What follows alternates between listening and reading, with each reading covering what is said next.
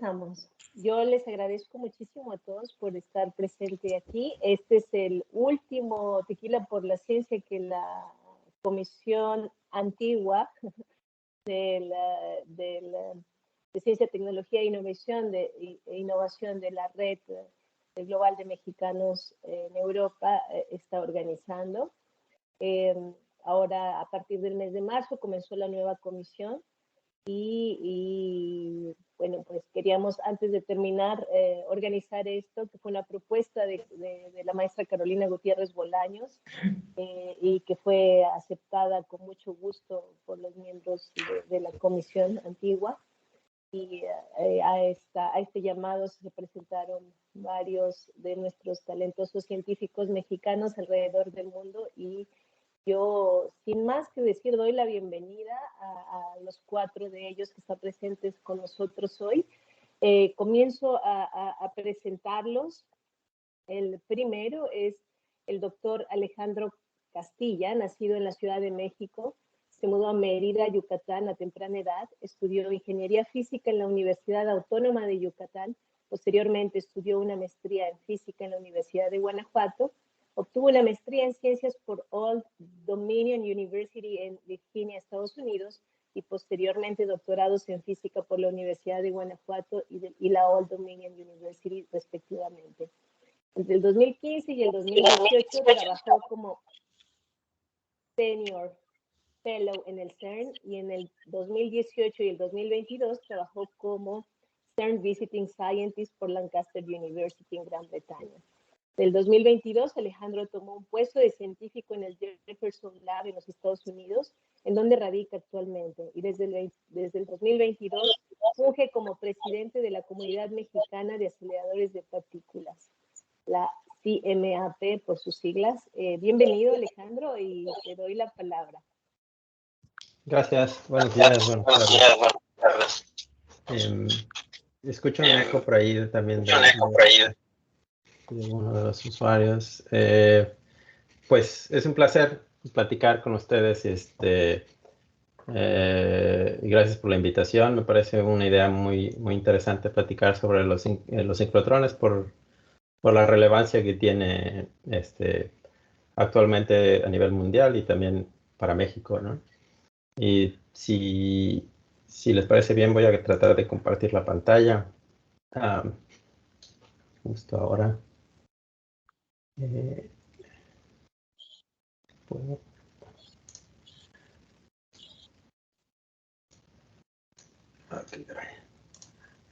Y voy a tratar de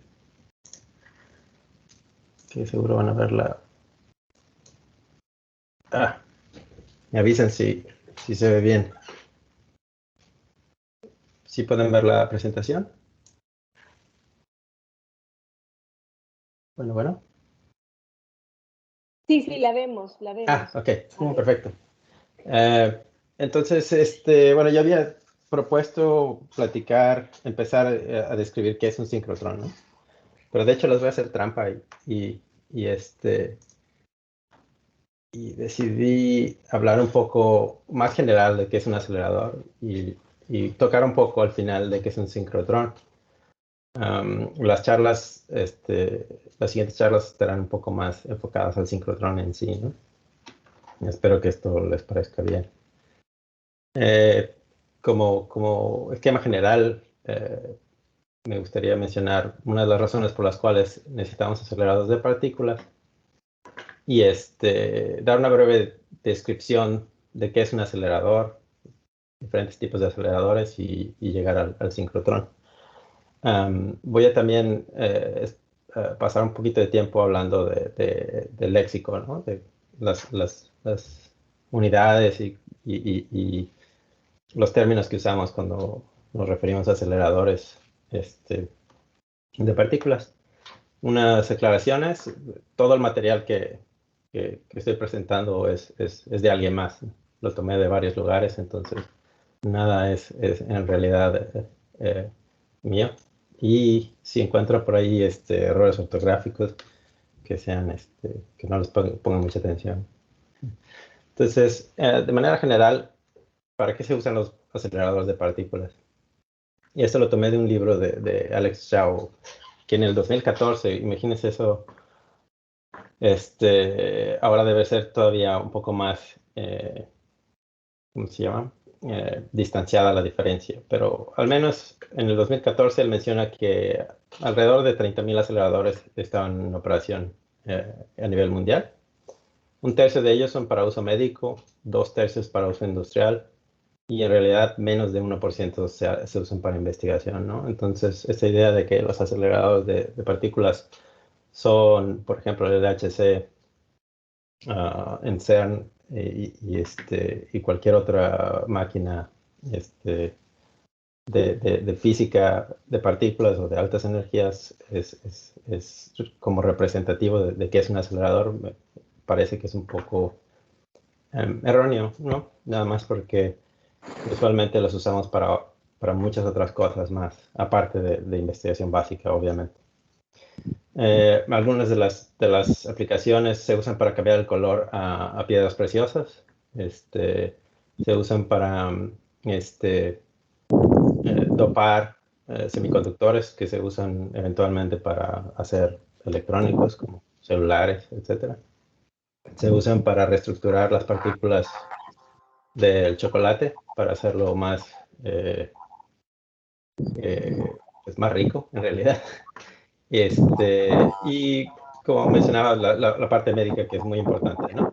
Y de hecho, esta imagen que ven aquí de la Universidad de Illinois es un LINAC médico, pero es de uso veterinario en realidad, o sea, es para animales. Por ahí escucho a alguien caminando. Otra manera de ver a los aceleradores son como microscopios muy, muy poderosos, ¿no? Y aquí usamos una propiedad de la materia que de Broglie describió en algún momento, que es una relación entre el momento o energía de la partícula con una longitud de onda, ¿no? Y por esa longitud de onda nos permite ver diferentes escalas del mundo que nos rodea. Y aquí ven más o menos desde una hormiga hasta los átomos de silicio, ¿no? Entonces, si vamos a escalas más pequeñas, podemos ver pues otro tipo de fenómenos. Cuando hablamos de un acelerador, en realidad, generalmente nos referimos a su energía. Y cuando hablamos de energía en aceleradores o partículas, generalmente usamos la unidad que se llama electron volt.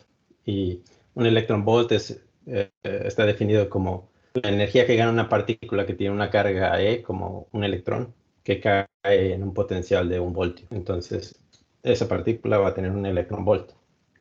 Y un electron volt es como 10 a la menos 19 joules, entonces es muy pequeñito, pero también aquí, si hablamos en la escala de diferentes fenómenos, como estaba mencionado anteriormente, pero en términos de energía puede ver que a un electron volt podemos hablar de fonones, transiciones atómicas a un electron volt, a 1 kilovolt, y ya estamos hablando de las capas internas, electrones de las capas internas, un mega electron volt, transiciones nucleares, un giga electron volt, fuerza débil, el Higgs por ahí alrededor de 125, y arriba de 1 tera estamos empezando a hablar de cosas que podrían estar ahí, ¿no? Como supersimetría, entre otras cosas, ¿no? Nada más para dar una idea de la escala y por qué hablamos de energía cuando hablamos de un acelerador.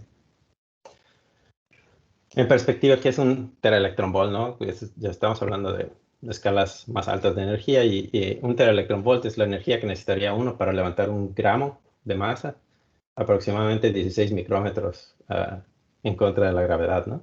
Entonces, no suena muy impresionante. O encender un foco de 100 watts por 1.6 nanosegundos. Pero cuando hablamos de un acelerador, en realidad estamos hablando de 10 a 12 partículas. Entonces ya empieza uno a multiplicar la energía por el número de partículas y cuando se habla de potencia instantánea, entonces estás hablando de terawatts, ¿no? Entonces ahí es donde viene la diferencia entre el mundo real y cuando hablamos de aceleradores.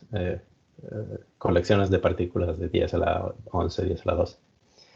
Y nada más como referencia, la partícula de mayor energía que se ha medido es por rayos cósmicos, es como 10 a la 20 electronvolts, ¿no?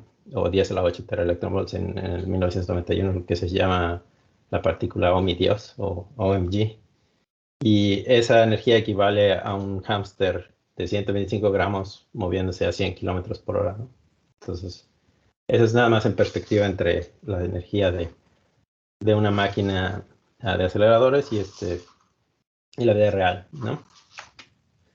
Entonces, ¿cómo se aceleran las partículas? Pues hablamos de la definición de un electronvolt y lo que hace uno es pone un capacitor con una diferencia de voltaje y deja caer una partícula cargada a través de ese voltaje. Entonces, en este caso, si el capacitor lleva un agujerito, el electrón, al ganar la energía, va a poder escaparse del capacitor y con su energía incrementada, ¿no? No hagan caso a las ecuaciones que puse aquí, nada más es para pretender que sé de lo que estoy hablando, ¿no? Pero otra manera de verlo es, como decía, un voltaje es una diferencia de energía potencial, ¿no? Entonces, cuando una partícula cargada cae por ese potencial, transforma el potencial en energía cinética. En este caso puede ser la resbaladilla amarilla, es un potencial un poco más suave y luego tiene un potencial más elevado, el azul, y puede ver uno como la partícula gana más energía cinética, ¿no? Una caricatura, pero más o menos así es como funciona. Perdón. Cuando hablamos de estos capacitores, estamos hablando de corriente directa o aceleradores electrostáticos que tienen muchas limitantes, en realidad por chispeo, ¿no? Por descargas eléctricas. Uno puede mantener una cierta diferencia de potencial dependiendo de la distancia de los capacitores. Y más alta de ese potencial, uno va a tener una chispa que va a descargar el capacitor y muy probablemente dañar el sistema. Entonces estamos hablando de que típicamente un acelerador estacionario de electrostático puede ganar entre 7 megavolts y 15 megavolts. Entonces, ¿qué hace uno si quiere ir a energías más altas? Y entonces lo que hacemos es, nos fijamos en lo que se llama la fuerza de Lorentz, que lo único que nos dice que si una partícula es cargada, puede sentir una fuerza o ser acelerada por campos eléctricos y puede ser desviada por campos magnéticos, ¿no? Entonces aquí pueden ver, si tengo yo el capacitor y cada círculo negro que ven aquí es una órbita de un electrón que cae a través del capacitor, agarra energía. Hay un campo magnético que sale de la pantalla y va a desviar el electrón para que describa una órbita cerrada. Entonces va a volver cada vez que gana energía va a ser una órbita un poquito más grande, porque el campo magnético es fijo y no puede contener al electrón en la misma trayectoria. Entonces va a hacer este tipo de espiral, digamos, y va a ir ganando tanta energía como veces pasa por el capacitor. Y aquí estoy describiendo con mi acelerador de pandas. Más o menos, uno inyecta energía para ganar un potencial, el potencial se transforma en energía cinética y luego uno guía a las partículas de vuelta para que puedan seguir haciendo lo mismo. Entonces, así, lo que describí ahora es un poco cómo funcionan los aceleradores circulares, ¿no? Un anillo, que un sincrotrón al final de cuentas es un anillo. Nada más por mencionar, hay otro tipo de aceleradores que se ven aceleradores lineales.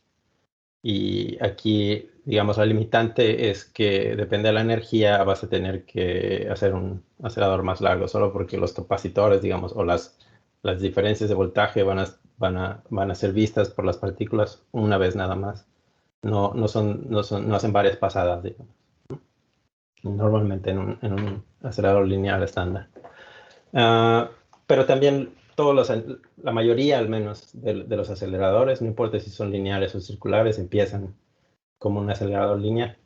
Y entonces vale la pena mencionarlo. Y ya habíamos dicho que es como una resbaladilla, aunque en realidad los aceleradores son un poco más complejos esa caricatura, ¿no? ¿Cómo los desviamos? Ya habíamos dicho que campos magnéticos, si tienes un campo magnético orientado correctamente, puede desviar la órbita de una partícula cargada, y lo que hace uno es colocar estos dipolos o estos magnetos alrededor de un círculo para formar la máquina, ¿no? En general, una partícula que está ubicada en el lugar correcto, digamos, del acelerador va a describir una órbita circular, pero obviamente uno tiene estadísticamente distintos ángulos y distintas posiciones de inicio de las partículas, entonces va a haber una colección de órbitas estables alrededor del acelerador, y en realidad las partículas van zigzagueando alrededor de toda la máquina.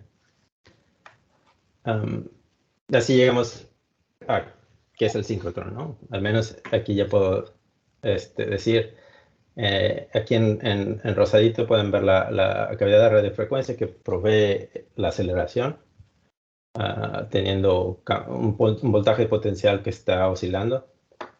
Y si uno sincroniza las partículas para que el tiempo que tarden en recorrer toda la máquina, cuando regresen vuelvan a ver un potencial que les produzca aceleración, entonces uno puede seguir acelerando o mantener la energía de las partículas para reponer cualquier energía que han perdido. Y aquí es donde empieza un poco más la teoría de para qué se usa un sincrotrón, al menos cuando hablamos de estos cuadritos rojos que ven aquí son los magnetos que describí, los imanes dipolos, que están haciendo que la órbita de las partículas se curven, y están unidos por secciones rectas. En realidad un anillo o una máquina circular no es un círculo perfecto, sino son secciones, una mezcla de secciones curvas y secciones rectas. Entonces uno aprovecha en las secciones rectas para introducir otro tipo de sistemas como el de aceleración. Y puede uno, una vez que obtenga la energía necesaria, ¿no? Aquí las partículas cada vez que pasan por la cavidad van a ganar energía. En la imagen previa enseñé como si el campo fuese estático, entonces las partículas van a describir órbitas más y más grandes, ¿no? Cada vez que vayan ganando energía. En este caso lo que hace un sincrotrón es incrementa la intensidad del campo en esos dipolos. Uno incrementa la corriente que está pasando por las bobinas de los imanes para incrementar el campo magnético y tener una curva más pronunciada para poder mantener las partículas en la misma órbita, más o menos, independientemente de cuál es su energía. Y hay una teoría que nos dice que una vez que uno acelere o desvíe una partícula cargada, va a radiar luz. Entonces, este es el principio que las fuentes de luz sincrotrón usan para generar luz, y lo que hace uno es introduce estos sistemas de inserción que se llaman, estos son magnetos organizados con cierto patrón para que las partículas tengan que moverse, digamos, zigzaguear mucho más violentamente y puedan radiar más fotones, y esos se dirigen a distintos experimentos. Y lo que voy a tratar de hacer es enseñarles un video que hizo Alba, que creo que describe todo mucho mejor. Es muy cortito, es un minuto. Aquí pueden ver el LINAC, como mencionaba, es donde las partículas inician su aceleración, son inyectadas en el anillo, ganan energía. En el anillo de aceleración son pasadas al anillo de almacenaje, y ahí lo que hacen es pasar, tienen secciones donde extraen la luz, las partículas cargadas siguen moviéndose, la luz no se desvía por el magneto, entonces sigue una trayectoria recta, pasa por los sistemas de los distintos experimentos que están colocados alrededor del anillo, Y aquí los experimentos pueden seleccionar qué tipo de luz ellos van a usar para sus estudios particulares. Y así es como permiten hacer muchos experimentos de distintas índoles en un laboratorio de luz sincrotrón. Y lo último que quería decir es, si les interesa, les recomiendo que lean este libro de mi compañera Susi, que describe históricamente cómo evolucionaron los aceleradores a la par de muchas otras cosas, como los sistemas de radar y la física nuclear. Eso es todo lo que tengo preparado. No sé si tienen alguna pregunta.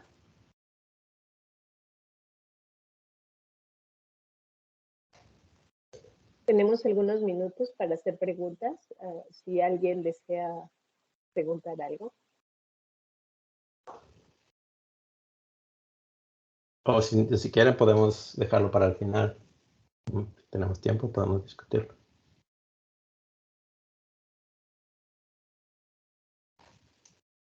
Súper interesante y muchas gracias, Alex, por esta presentación. A mí me han venido un montón de preguntas, pero veo que Edgar está levantando la mano. Edgar, adelante. Hola, gracias Alex por la plática.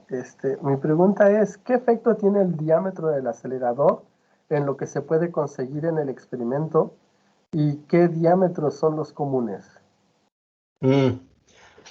Claro. Interesante pregunta.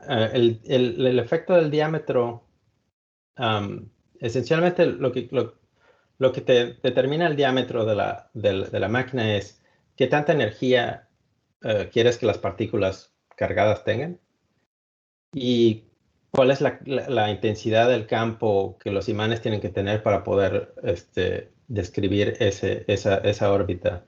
Entonces, si uno quiere más energía, necesita o imanes más potentes o un círculo más grande. La luz va a estar relacionada, las características de la luz que emiten estos aceleradores o estas partículas cargadas en el acelerador van a estar relacionadas directamente con la energía de ella y cómo están siendo producidas. Si uno produce nada más en un dipolo, tú tienes un tipo de energía que tiene muchas longitudes de onda. Si tiene uno de estos que le llaman wigglers, donde tienes una colección de imanes en distintas orientaciones y estás haciendo a las partículas cargadas describir una trayectoria un poco más abrupta, digamos, van a tener otro tipo de características de la luz que sea emitida, ¿no? Entonces, no es nada más la circunferencia del anillo lo que te va a determinar las características de la luz de sincrotrón que puedes generar, sino cómo la estás generando.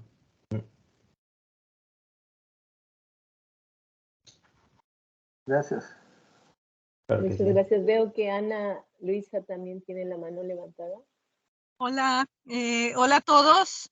Mucho gusto en oírlos de nuevo y muchas gracias por esta linda plática, muy buena. Oye, una pregunta. En realidad, a ver, entiendo entonces que la circunferencia del anillo también va a determinar qué tanta resolución, porque al final se puede usar como una especie como de microscopio electrónico, digamos, ¿no? Claro. Para ver ciertas otras cosas, ¿no? Entonces, mi pregunta sería, si es más grande ese anillo, ¿quiere decir que va a haber más resolución? ¿O de qué depende de la resolución con la que se puede ver algo? ¿Alguna sample? ¿Cómo se dice? ¿Alguna muestra? Muestra. Ay, Dios mío, qué pocha, Dios mío. ¿Depende de eso o de qué depende esa resolución que pueda dar este sincrotrón? Sí, depende de muchas cosas. Una es cuántas partículas, cuántos electrones. Por ejemplo, en este caso, lo que un sincrotrón, una luz de sincrotrón usa son electrones para generar fotones. Va a depender de cuántos electrones tiene, cuál es la energía de ellos y cuál es cómo lo estás curvando para que radien, ¿no? Hay una dispersión dependiendo de la órbita o la trayectoria que que los electrones tienen, pero también de las propiedades de esos. Son bonches de electrones, en realidad, así les llamamos bonches. Son una colección de partículas, son paquetes de 10 a la 11, 10 a la 12 o 10 a la 10 electrones que van navegando a través de la máquina. Entonces, si las tienes más compactas y tienen diferentes momentos, van a irradiar luz en diferentes longitudes de onda. Entonces, para un experimento específico, yo entendería que te interesa a ti un tipo de longitud de onda muy precisa. Entonces, tiene unos monocromadores para poder seleccionar nada más esa longitud de onda de la luz que se está siendo emitida. Entonces, la resolución va a determinar dependiendo de la longitud de onda de la luz que requiere el experimento y las propiedades de la máquina, es qué tanta luz vas a tener saliendo a esa longitud de onda precisa, ¿no? Entonces me imaginaría que ese es lo más importante. Es una lástima que Juan Reyes no nos pudo acompañar, porque él lo que hace en realidad es diseñar las secciones de ópticas en el ISRF en Grenoble. Entonces él diseña los espejos y los lentes y todo para poder seleccionar y mandar al experimento la luz que requieren, ¿no? Entonces él es como la conexión y quizás podría él responder mejor lo que yo estoy tratando de hacer y quizás fallando miserablemente. Muchas gracias. Claro. Nos pasas el contacto, ¿no? Porque no conocía a esta persona que dices que... Claro que sí. Sí, él es también parte de la comunidad mexicana de aceleradores. Y creo que no le respondí a Edgar sobre las dimensiones de los anillos típicos. Un sincrotrón es un edificio bastante grande en realidad. No en kilómetros como el LHC o una máquina de esta magnitud, pero es un edificio, no sé, de radio, serán unos 20 metros de radio, más o menos. Muchísimas gracias. Gracias, Alex. Yo vi que otra vez Edgar alzó la mano. Igual podemos guardar la pregunta para el final, para no tomar mucho retraso. Entonces ahora continuamos con el programa y ahora la maestra Carolina Gutiérrez Bolaños es la presentadora siguiente. Ella es egresada en nanotecnología por la Universidad Nacional Autónoma de México y realizó su trabajo de titulación en la Universidad de Copenhague, en Dinamarca. Estudió una maestría en ciencias de materiales enfocada a las técnicas más avanzadas para estudiar la materia a nivel atómico y subatómico. Durante este tiempo estudió en la Universidad de Rennes 1 en Francia, la Ludwig Maximilians Universität y la Universidad Técnica de Múnich-Latin de Alemania. Durante su segundo año de maestría recibió la distinción Marie Sklodowska-Curie Fellowship por parte del Organismo Internacional de Energía Atómica, la OIEA. Al terminar su maestría, comenzó un año de investigación enfocado a materiales cuánticos y superficies funcionalizadas en el sincrotrón Electra en Trieste, Italia, bajo la misma distinción de la OIEA. Actualmente, Carolina continúa colaborando con Electra en investigaciones a nivel internacional y en los próximos meses comenzará sus estudios de doctorado también en el área de materiales avanzados, utilizando técnicas de caracterización con luz sincrotrón. Desde sus primeros años en el camino científico, Carolina ha participado en diversos proyectos nacionales e internacionales de divulgación científica, ya que una de sus pasiones es poder difundir el conocimiento y los avances tecnológicos al público en general. Muchas gracias, Carolina, y bienvenida. Por favor, preséntanos tu tema. Muchísimas gracias, Nayeli. Es un gusto estar junto a todos estos científicos tan brillantes y poder estar en este foro contándoles a todo el mundo que está en línea acerca de lo que hacemos y qué son estas máquinas, estos megalaboratorios. Y pues yo les voy a platicar, a ver, acerca de las aplicaciones. No sé si ahorita en este momento estén viendo la presentación. ¿Alguien me puede confirmar? No, estoy viendo la presentación de Alex, no la tuya. Claro. Ok. Yo sí puedo ver la tuya, Caro. Yo también la puedo ver. Ok. Ok, entonces yo tengo un problema con mi Skype. Muchas gracias. Okay, bueno, entonces empezamos. Ok. Bueno, yo decidí llamarle a mis 15 minutos de plática la energía desde el átomo. Y bueno, como ya les comentaba, les voy a platicar acerca de las aplicaciones de un sincrotrón. Un segundo. Bueno, ya les comentaron un poquito acerca de mi trayectoria en este camino científico que estudié en perdón. México. ¿Sí? Es que yo no estoy viendo tampoco, me quedé con la lectura recomendada de The Matter of Everything, de aquí del doctor Castillo. Entonces, no sé qué es lo que tenga que hacer para poder ver tu presentación. Ok, un segundo. Bueno, aquí a mí me dice Skype que ya estoy compartiendo mi pantalla, entonces voy a terminar y de nuevo. A lo mejor ya, Alex ya terminó, ¿verdad? De compartir. Sí, ya no estoy compartiendo. Ok. Ok. No te preocupes, entonces yo veo, a lo mejor tengo un problema yo, es que estoy en mi celular. No te preocupes, sigue. Ok, de Perdón nuevo por voy a... No se preocupe. Vamos a checar.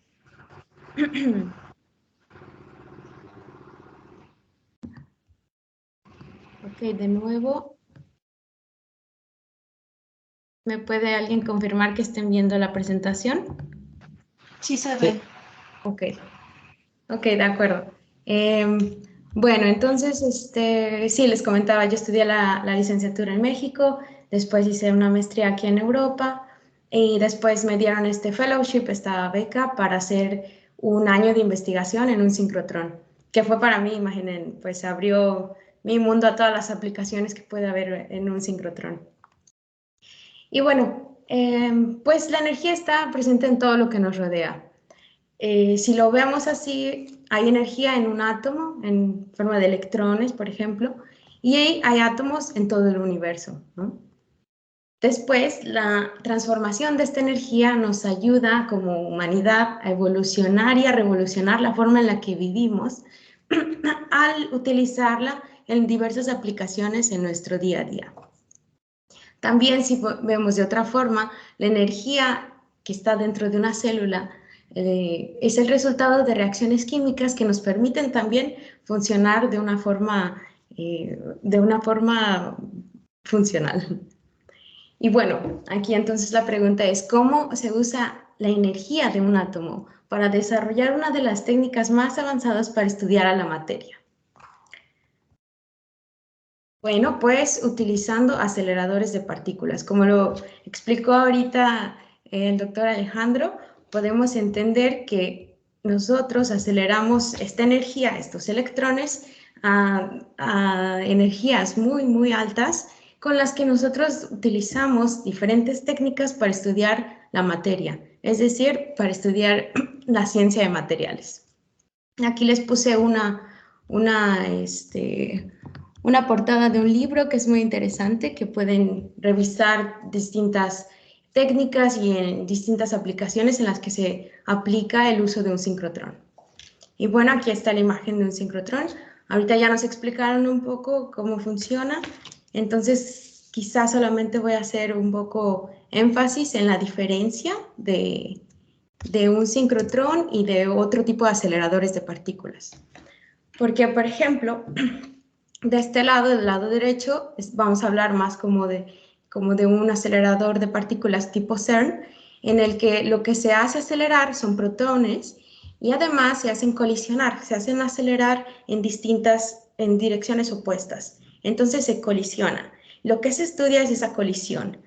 Y esta colisión nos va a permitir estudiar el nivel subatómico de las partículas y nos ayuda a entender más el universo, entender cómo se creó, entender la antimateria, por ejemplo. Y entonces en un sincrotrón en el que hablamos de ciencia de materiales, lo que se hace acelerar es un electrón, un bonche de electrones, un montón de electrones se hacen acelerar y entonces debido a la trayectoria que se mantiene en curva, en la trayectoria circular, entonces se genera la luz de sincrotrón. Con esta luz nosotros analizamos la materia a nivel atómico y también subatómico y a nivel molecular. Y así podemos entender cómo funcionan los materiales, cómo se pueden aplicar a nanotecnología, biología, química, por ejemplo, a la física, medicina, etc. Y bueno, ya nada más nuevamente para que quede muy claro qué es un sincrotrón. Bueno, el sincrotrón es un acelerador de partículas que genera rayos de intensidad desde el infrarrojo hasta los rayos X. Y bueno, estos rayos se producen en infraestructuras circulares tipo anillo.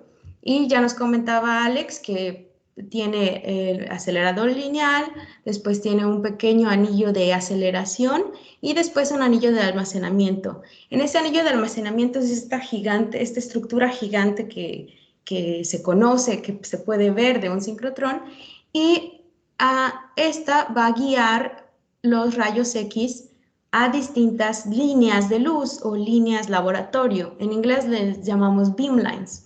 Entonces estos beamlines son como laboratorios en donde te llega un poco de ese rayo de luz y tú lo modulas como tú necesites para estudiar y para analizar el material que tú quieras y realizar tus experimentos.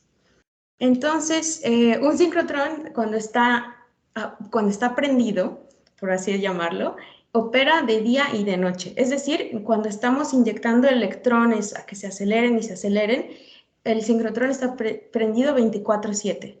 Estos son periodos de 2-3 meses al año, con separación de quizá un mes, quizá 15 días, en los que está todo el tiempo prendido, y en estos sincrotrones se hacen experimentos de todo el mundo. Viene gente, por ejemplo, yo que estuve acá en el ETRA, viene gente de todo el mundo una semana a hacer su experimento en estas líneas de investigación y bueno, hasta que termina ese periodo, después viene un periodo de mantenimiento del sincrotrón y de nuevo vuelve a empezar el funcionamiento.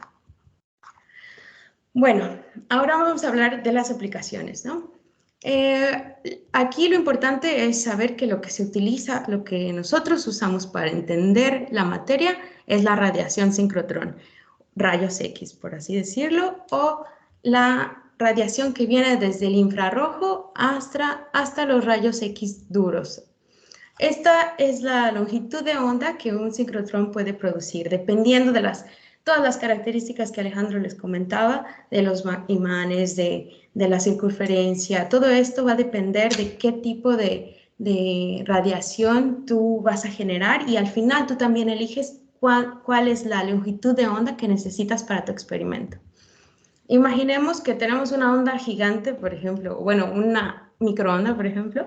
Imagínense que esta línea es una microonda, pero nosotros queremos analizar un cristal de sal de mesa, ¿no? Que está conformada de cloruro y sodio. Pues esta longitud es tan grande que no vamos a poder ver nada. Es como, o podemos observar todo lo que vemos el día a día, porque está en la longitud de onda que nuestros ojos pueden ver, que es este pedacito de longitud visible. Pero si nosotros queremos ver algo tan chiquito, pues tenemos que hacer una onda con una longitud de onda tan pequeñita como lo que queremos observar. Y entonces esa es la radiación sincrotrón. Eso nos va a permitir, o es por eso que la usamos, para que nos permita ver lo más pequeñito que se pueda. Y bueno, ahora, ¿qué tipo de cosas o qué aplicaciones podemos tener con un sincrotrón? Pues va a depender de la interacción que tiene esta onda con la materia. Porque ya dijimos que la onda tiene que ser muy energética y con una frecuencia muy pequeña para poder ver cosas muy pequeñas. Entonces, ahora, una vez que ya interacciona con la materia, ¿qué pasa? Bueno, pues tenemos diferentes técnicas y para esto se desarrolla toda una ingeniería de setup del experimento, toda una ingeniería de detectores. Es increíble, de verdad, toda la cantidad de tecnología que se tiene que generar para cada una de estas técnicas. Y de estas técnicas hay muchísimas variaciones, pero les voy a hablar un poquito de estas.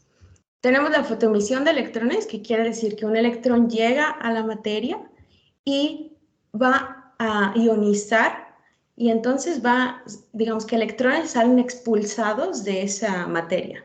Entonces esta fotoemisión se mide como, ¿cómo puedes entender que un electrón está unido a un átomo?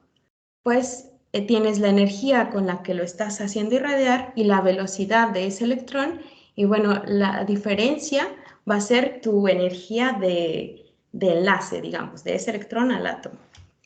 Esto se utiliza para entender la estructura electrónica de los materiales, por ejemplo. Luego tenemos la difracción.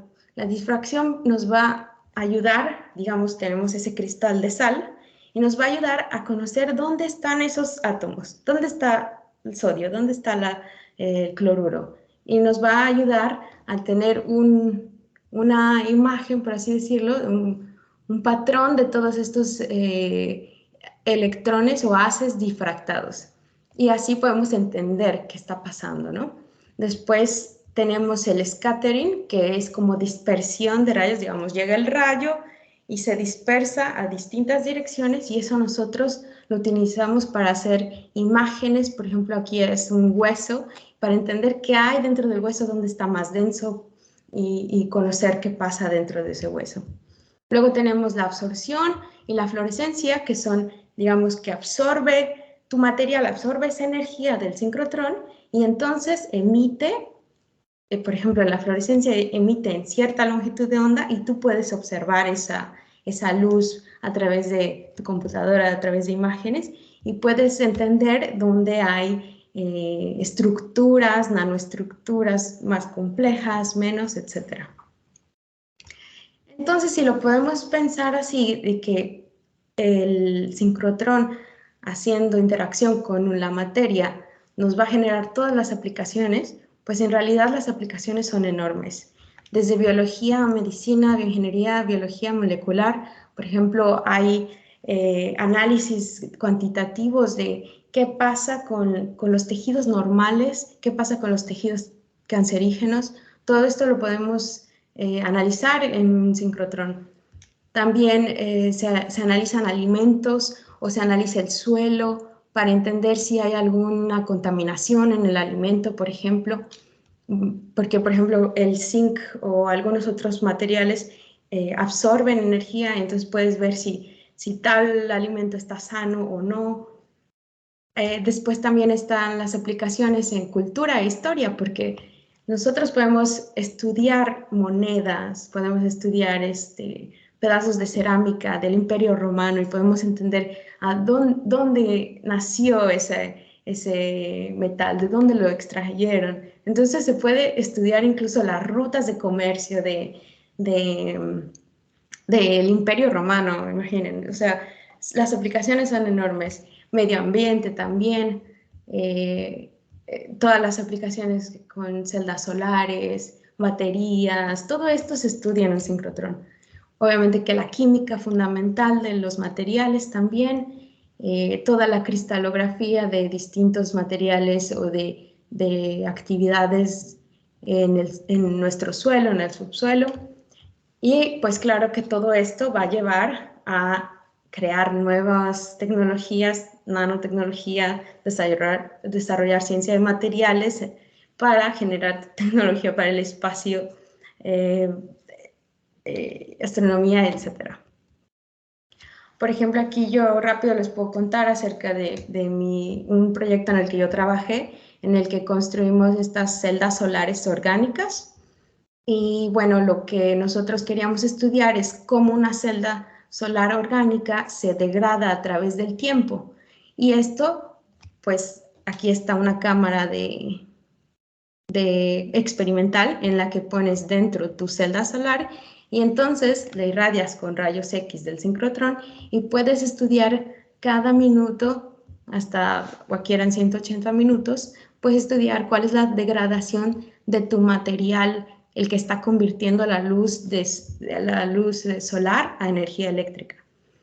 Puedes estudiar todo esto y bueno, esta es una de las aplicaciones que hay. Por ejemplo, aquí no se puede ver muy bien porque se cortó esta imagen, pero se puede estudiar la intensidad, cómo va cambiando la intensidad que se detecta de ese material.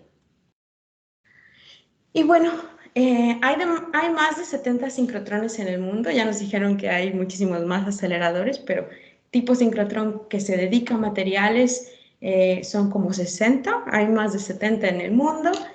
Y también hay un proyecto muy importante de el primer sincrotrón en México, que después les hablarán un poquito más acerca de eso.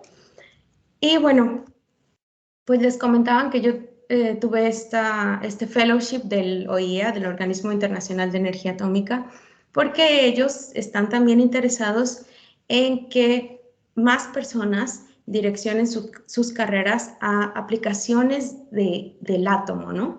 Aplicaciones como la nuclear o aplicaciones como la radiación sincrotrón. Y claro que todo esto va bajo los objetivos del desarrollo sostenible de la ONU.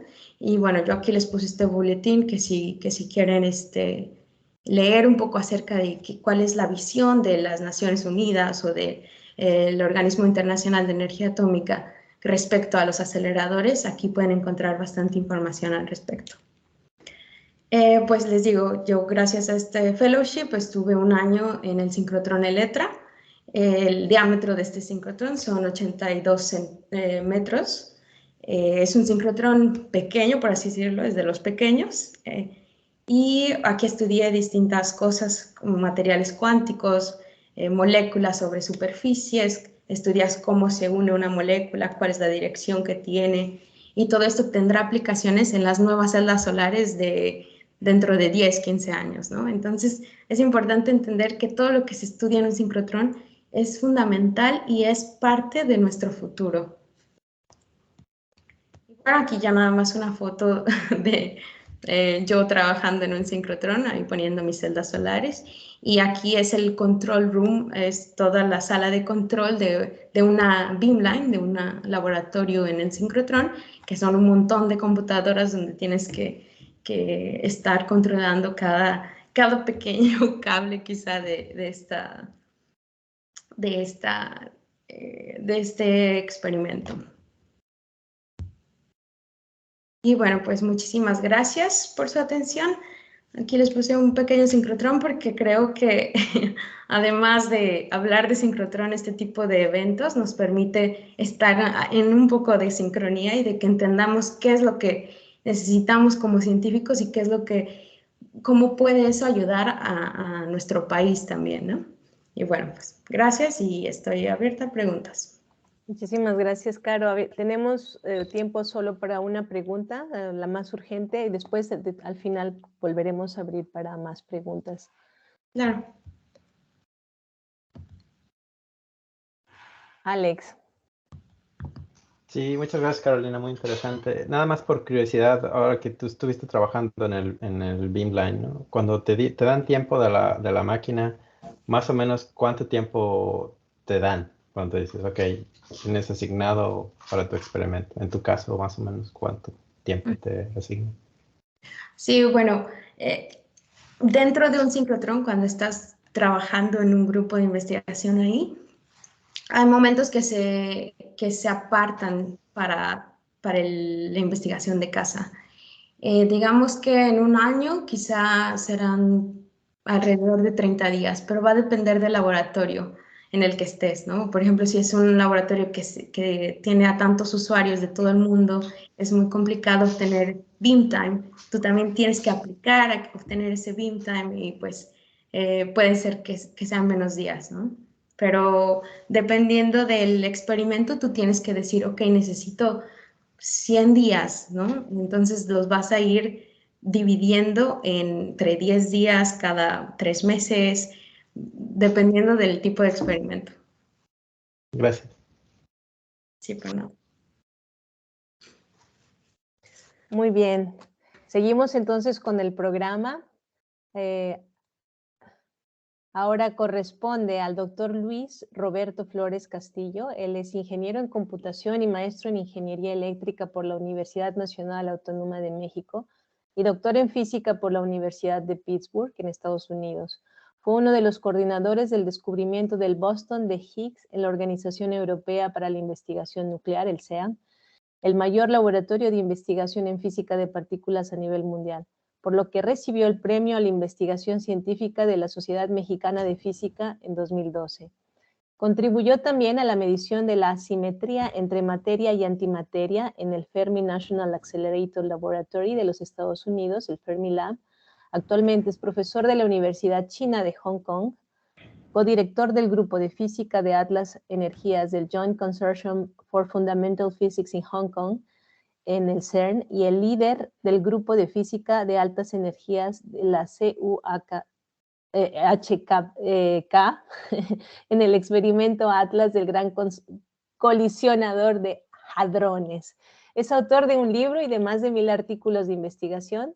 Fue el presidente fundador del capítulo Suiza Liechtenstein, la Red Global de Mexicanos Calificados en el Exterior, y junto con él han impulsado proyectos de educación y desarrollo en México.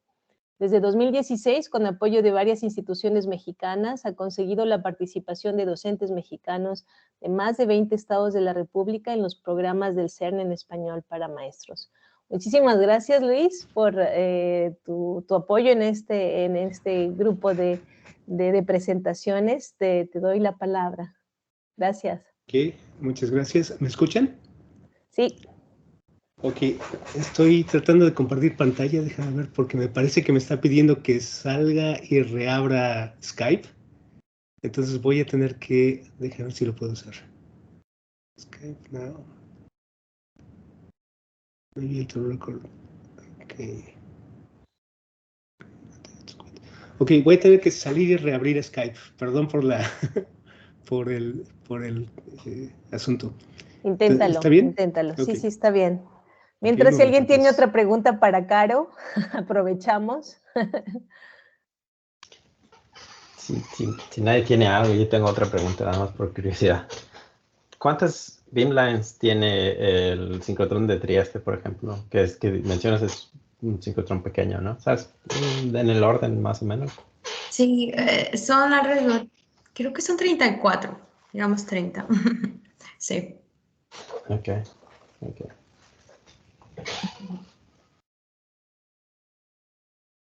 Sí, de lo que comentabas del tiempo también, de que te dan para estar haciendo tus experimentos, también es tu decisión si quieres trabajar día y noche, si divides tu equipo en la mañana y en la noche, o si solo trabajas en el día, por ejemplo. Pero obviamente que se quiere aprovechar lo más que se pueda de la luz.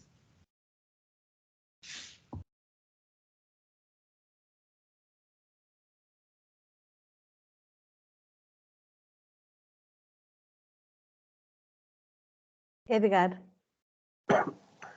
Tal vez sea cuestión para más adelante cuando hayan hablado los demás, pero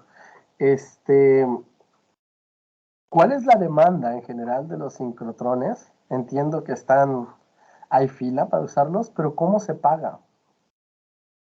¿Quién cubre el costo total de la operación del sincrotrón? Porque entiendo que son becas y no todos los que trabajan en ellos pagan la totalidad del costo del experimento. Claro, no, bueno, lo que yo sé es que son muchísimas organizaciones de ciencia y tecnología, por ejemplo, aquí en Europa, que trabajan en conjunto entre ellos, o de repente un país es el que te apoya, o una universidad es el que paga. Pero, por ejemplo, lo que pudiera concerner un poco a México es que, por ejemplo, el OIEA tiene de repente proyectos en los que apoyan a países en desarrollo a venir a hacer su experimento y les pagan todo el viaje, les pagan obviamente el uso del experimento, del ciclotrón, y por eso también les ponía yo ahí los links del OIEA, porque hay mucha colaboración entre el OIEA, este sincrotrón en Trieste, y el ICTP, el Instituto de Física Teórica, que es también de la UNESCO, que está aquí en Trieste también. Entonces, ellos también pueden financiar los experimentos de países que tienen su proyecto bien estructurado. Y pues obviamente que, por ejemplo, yo que estoy ya en este lado, pues podría también ofrecer soporte para realizar el documento con el que se aplica el beam time, al experimento, por ejemplo. Creo que ya llegó Luis. Sí, ya. Ok. Bueno, pues una disculpa por el problema técnico, pero bueno, creo que podemos empezar. ¿Está bien? Perfecto, Luis. Ok, ¿sí pueden ver mis transparencias? Sí. Ok, excelente. Bueno, pues antes que nada, muchísimas gracias por la invitación. De verdad que es un gusto volverlos a ver a todos. Ahí caras conocidas, caras nuevas. Es muy bonito ver esta colaboración de mexicanos, pues empujando otra vez desde donde estemos, ¿no? Es muy bonito ver. Bueno, pues les quiero platicar un poquito sobre lo que se hace en sincrotrones para explorar las fronteras de la física. Y ya, pues, expositores anteriores han comentado acerca de que hay varias formas en que se puede explotar un sincrotrón, y pues justamente de lo que les quiero platicar es de uno de los, bueno, de hecho, el sincrotrón más grande del mundo, el más grande que se ha construido en la historia, que es el Gran Colisionador de Hadrones, el Large Hadron Collider, por sus siglas en inglés, que es este enorme aparato de 27 kilómetros de circunferencia que está en la frontera entre Francia y Suiza, y en el que trabajamos desde hace pues, muchos años, bueno, muchas universidades. Yo estoy en el experimento Atlas, que pueden ver aquí. No sé si se alcanza a ver mi mouse, el pointer del mouse. ¿Si alguien me puede confirmar que se ve? No. Yo no lo veo. Ok, déjenme ver si puedo poner el laser pointer. A ver si ese es un poquito más útil. ¿Ahí se alcanza a ver? Sí, ahora Bueno. sí. Ok, eso es para que lo use después. En fin, entonces yo trabajo con el experimento Atlas, que es uno de los 4 experimentos grandes del LHC, donde lo que hacemos es busca de partículas nuevas. Y básicamente es justamente lo que mencionaba Carolina, que es el hacer colisiones a alta energía permite producir las cosas que la naturaleza tenga disponibles en su catálogo, en el catálogo del universo, y justamente ver si encontramos cosas que no hayamos visto antes. Uno de los más importantes descubrimientos que se hicieron en el LHC, en este gran colisionador de hadrones, fue el anunciado el 4 de julio de 2012, cuando se anunció el descubrimiento del bosón de Higgs, que es una partícula importantísima dentro del modelo estándar. Y justamente, pues bueno, después se dio por eso el Premio Nobel de Física a quienes lo propusieron teóricamente 50 años antes. Y pues bueno, seguimos ahora buscando nuevas partículas con este gran acelerador. Ahora, con esta idea de buscar partículas, básicamente lo que estamos haciendo es tratar de entender de qué está hecho pues todas las cosas que forman el universo. Muy brevemente, sabemos que todo está hecho de átomos, y sabemos que los átomos, todos los átomos que pueden encontrarse en el universo, están hechos de 3 partículas, que son 2 tipos de quarks, el quark up y el quark down, y los electrones. Esas 3 piezas forman todo lo que estamos viendo en este momento, todo lo que ven todos ustedes que están acompañándonos. Todos los materiales, todas las estrellas, los árboles, las plantas, los seres humanos, todo lo que ven están hechos simplemente estos 3 bloques de Lego. Eso es bastante impresionante. Es impresionante que la naturaleza se haya encontrado la manera de hacer todo con esas 3 piezas. Sin embargo, además de esas 3 piezas, hay varias más. Actualmente sabemos que las partículas elementales son este grupo de 17 partículas que vemos aquí, en donde el más recientemente encontrado es el bosón de Higgs, pero ya sabemos desde hace tiempo y sabemos mucho acerca de ellas, de todas estas 17. Ahora, hoy les quiero platicar un poquito sobre una de las búsquedas. Hay muchísimas cosas que se pueden tratar de entender acerca de este pequeño grupo de partículas, porque no son solo las partículas, no importa nada más, digamos, la lista de partículas, sino también de cada una de ellas. Pueden ver que hay varios números aquí. Para cada una de ellas sabemos ciertas propiedades. Hay cierta masa que tiene cada una, ciertas propiedades de simetría, ciertas propiedades de cómo se comportan con respecto a giros, en fin. Y entonces todo ese andamiaje matemático que describe todo esto es lo que llamamos el modelo estándar, que está hecho básicamente por esta lista de partículas y sus propiedades, junto con todas las simetrías y leyes de conservación que determinan cómo se comportan. Entonces, les voy a platicar hoy específicamente sobre búsquedas que estamos haciendo actualmente sobre nueva física, que tiene que ver con leptones, estas partículas que están en verde aquí abajo. Entonces, si separamos los leptones, resulta que hay 6 sabores de leptones. Simplemente se le llama sabor en física, le decimos en inglés flavor, pero son 6 tipos de leptones. Y en el modelo estándar, es decir, la teoría que ha funcionado de maravilla durante tantos años, hay dos cosas que suceden con estos leptones, que como les decía hace un momento, las cosas importantes de este modelo son las simetrías y las leyes de conservación. Entonces, en particular, hay una ley de conservación en cuanto a los leptones, que es el número de leptones en cada columna de esta tablita, de esta pequeña subtabla, se conserva en la mayoría de las interacciones. Y por otro lado, las fuerzas fundamentales afectan igualmente a todos los sabores de leptones, excepto por sus masas. Pero en todo lo que hemos encontrado en la naturaleza, a las demás partículas no les importa si están interactuando con un electrón o un neutrino o un muón o un tau, siempre se conserva el número total. Perdón, afectan igual a cada uno de ellos. Ahora, encontrar una violación de cualquiera de estas dos propiedades, que son simplemente dos de todas las posibles simetrías que sabemos que existen, pero si encontráramos una violación de cualquiera de estas, sería una señal de física más allá del modelo estándar, es decir, física nueva que nunca habíamos visto y que podría abrir una ventana a pues, encontrar nuevas maneras de que la naturaleza funcione. Entonces, si ponemos aquí estas dos características que estamos viendo si es posible que sean violadas por la naturaleza, la primera de ellas, el hecho de que el número de leptones en cada columna se conservara, si no funcionara, si encontráramos evidencia de que en ocasiones la naturaleza rompe esa regla, se llama esto la violación del sabor leptónico. También podemos tratar de encontrar posibles excepciones a la otra regla, y en ese caso, si esa regla se rompe, entonces hablaríamos de violación de la universalidad leptónica. Esto lo podemos buscar, por ejemplo, la primera la podemos buscar utilizando el bosón de Higgs, que es esta partícula nueva que ahora tenemos que tratar de estudiar en todos los sentidos que podamos. Y otra posibilidad es buscar nuevas partículas que posiblemente violen el sabor leptónico. También del otro lado, también podemos usar leptones para encontrar nueva física por medio de buscar en decaimiento de mesones B, es un tipo de partícula que ya tenemos muy conocido, ver si ellos violan la universalidad leptónica.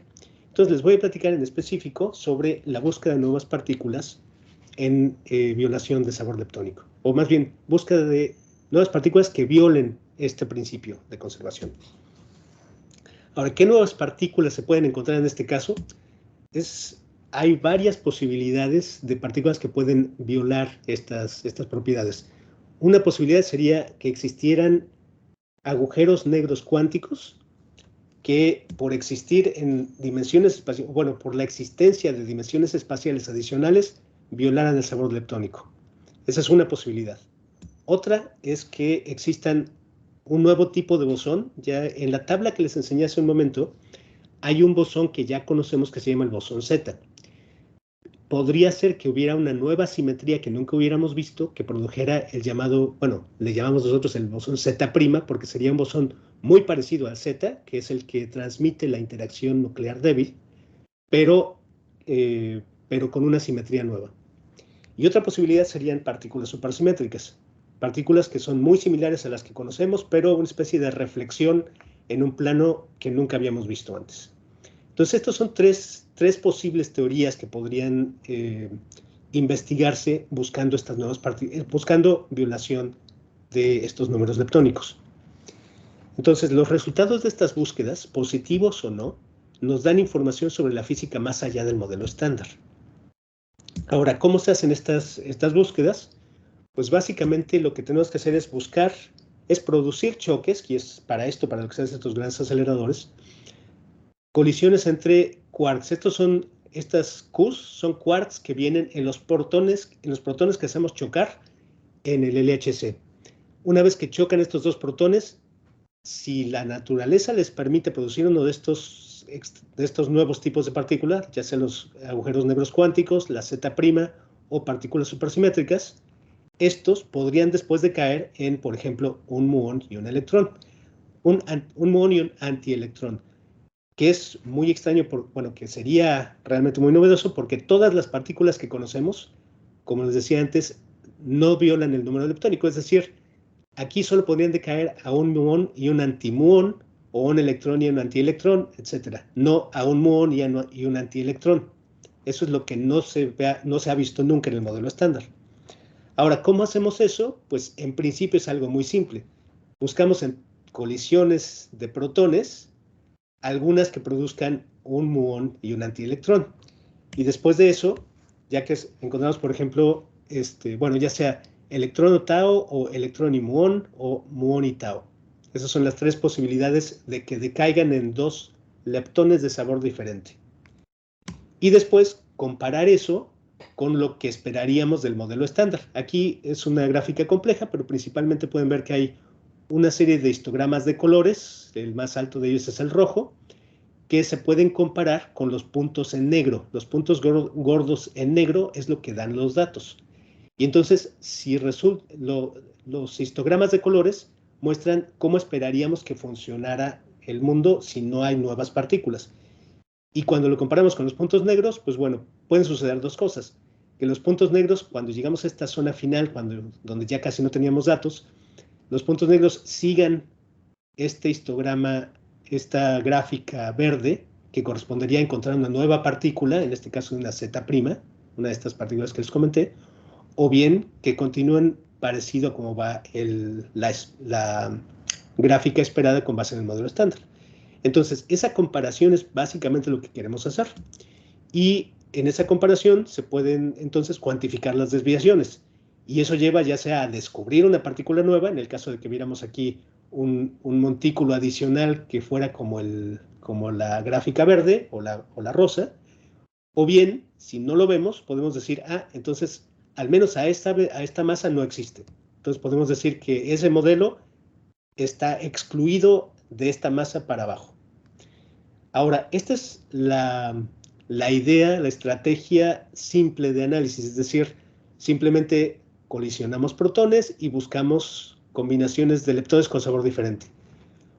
Pero en realidad se vuelve mucho más complejo porque hay muchos retos en estos análisis, porque lo que tenemos en realidad en una de estas colisiones es que ahí lo que estamos viendo es el resultado de una colisión donde viene un protón de este lado, no sé si ven mi laser pointer, viene un protón que va en dirección al centro del experimento y viene otro de la otra dirección, viene desde aquí y llega al centro del experimento y ahí de la colisión surge una gran cantidad de partículas. En promedio tenemos alrededor de 700 partículas en cada colisión de dos protones. Y de todas esas tenemos que hacer muchas cosas. Y no nada más eso, ahorita les voy a platicar más que sigue a continuación, pero no nada más se tiene que hacer un estudio de una gran cantidad de datos por cada colisión, sino que además en el LHC hacemos 40 millones de colisiones por segundo. Entonces la cantidad de datos que eso produce es realmente muy difícil de manejar y es muchísima información. Y además lo que tenemos que hacer es de esa gráfica separar por una parte, seleccionar los objetos y las colisiones que sean las más interesantes.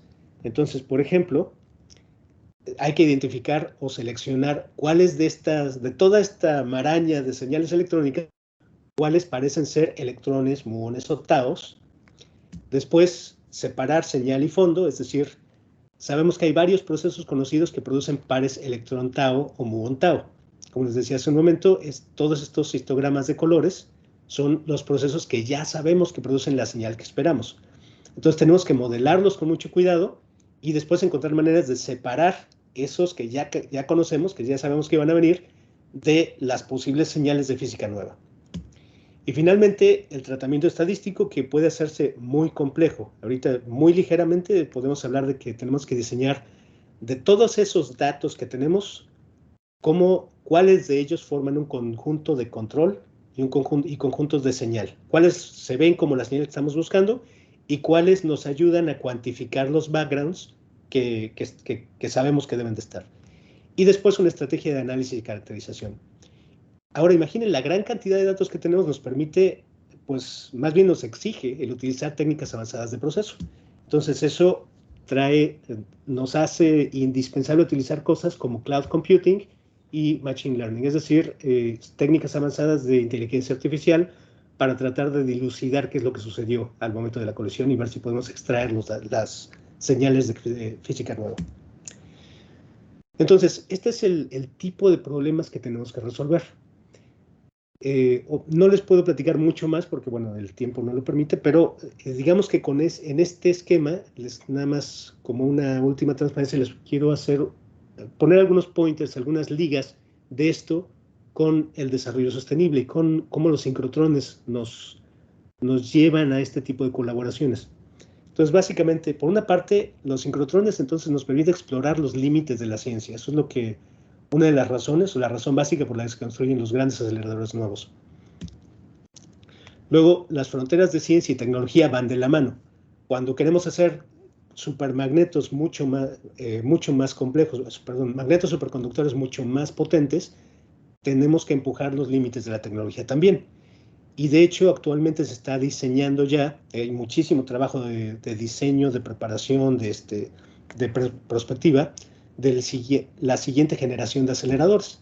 Entonces, la siguiente ya está en diseño y se está planeando hacer aceleradores, ahora no de 27 kilómetros de circunferencia, sino de 100 kilómetros de circunferencia.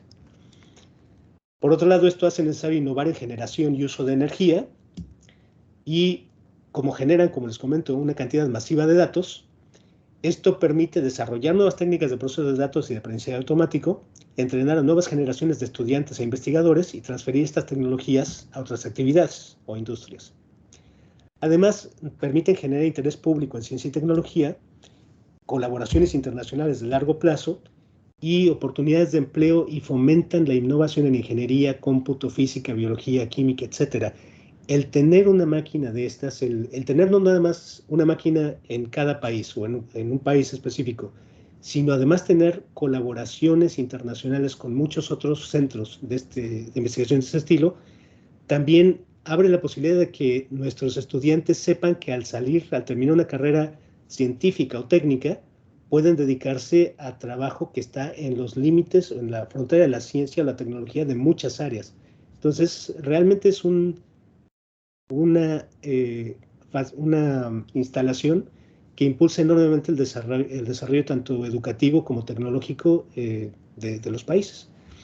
Entonces, bueno, lo dejo hasta ahí y pues bueno, bienvenidas preguntas. Sé que di nada más una probadita de lo que se puede hacer, pero espero que sea útil. Con esto termino y muchas gracias. Súper interesante, Luis. No, de verdad que a mí me dan ganas de organizar una conferencia con todos ustedes de un día, ¿no? O sea, porque hay tantas cosas, o sea, sentimos que es una cosa súper, muy resumida de todos estos temas impresionantes, y las aplicaciones son increíbles. No sé quién quiera hacer preguntas. Yo tengo un montón de preguntas, pero las dejaré al final, porque las mías son más aplicadas hacia el tema de imagen médica o tratamientos con aceleradores lineares sobre el cáncer y cosas así, que igual ustedes pueden elucidar un poco. ¿Preguntas?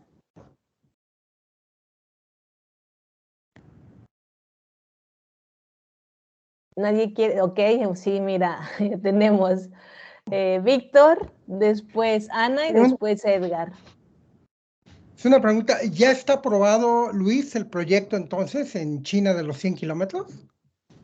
Todavía no está aprobado, así todavía no es el último. La respuesta básicamente es no, todavía no está aprobado. Pero todos estos grandes proyectos, bueno, ya sabes, ¿no? Tú lo sabes tanto como yo, ¿no? Que toma mucho tiempo, pero se han ido dando muchos avances muy interesantes. Por ejemplo, el año pasado, no me acuerdo de los números, pero si mal no recuerdo está en los decenas de millones de dólares que el gobierno chino dio al Instituto de Física de Altas Energías de Beijing para continuar el desarrollo tanto de magnetos superconductores como de los klystrons, como de los sistemas de aceleración. En fin, hay una cantidad enorme de trabajo que se tiene que hacer. Y bueno, tienen tienen fondos importantes para continuar. Entonces eso da la señal de que definitivamente está, digamos, en consideración para la inclusión en el próximo plan de 5 años, que dentro de un año más o menos, dentro de 2 años, nos enteramos si está en el siguiente plan de 5 años. Si eso se hace, ya estuvo, ¿no? Pero bueno, está muy fuerte tanto por ese lado, que es el lado de China, como por el lado de CERN, CERN también está empujando muy fuerte para su propia versión del siguiente acelerador, que sería también de 100 kilómetros.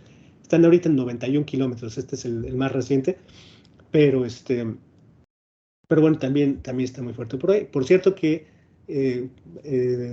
uno de los personajes que también es parte de toda esta red de mexicanos que estamos fuera, Cristóbal García, no sé si lo recuerdan, al Chico Partículas, está trabajando actualmente en el ETH, no, perdón, es en el EPFL, es el Tecnológico de Lausanne, trabajando justamente con CERN en el diseño del sistema de magnetos, que le llamamos sistema de óptica, pero es el sistema de aceleración y enfoque del FCC.